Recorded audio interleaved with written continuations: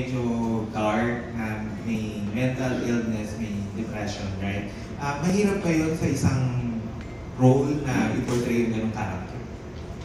Yes, actually, feeling ko kaya one of the main reasons din bakit di ako nagte-teleserye, kasi nauuwi ko talaga yung character, yung feelings and everything, because of course you have to go to dark places in your head for you to reach that level of emotion also. So whether it's mag-i-imagine ako or maghuhukay ako ng mga past trauma, whatever it is, I still arrive at that emotion para maramdaman ko on the spot. And hindi yun basta-basta na mawawala. Siguro there's some actors na ang dali na i-switch off, di ba? Pero sa akin, for it to be genuine kasi on screen, kailangan talaga maramdaman ko eh. So, hindi yun basta-basta na nawawala. So for this character, I would say, sobrang bigat talaga.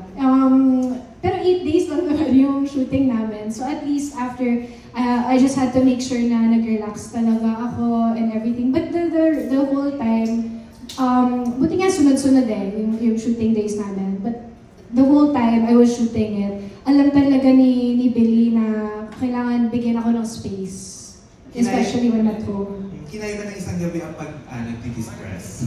Ano po yan? Kinaya ba ng isang gabi ang pagdi-distress din sa character? Hindi isang gabi, pero siguro, wala, hindi ba, parang sabi na I'm still distressing. Unti-unti, parang relax, tapos parang I have to empty my mind para I could fill it again with good things, positive things, kasi even in real life naman, it's an effort to stay happy, to stay positive, to stay grateful. Effort naman talaga siya para sa ating lahat, di ba? So, it's a conscious effort. So, parang yung ine-effort kong yan, nung ginawa ko yung project ito, nawala, di ba? So, kailangan ko effort ulit. Pero okay lang naman. I'm willing to put in that work din naman for myself. Okay, congratulations.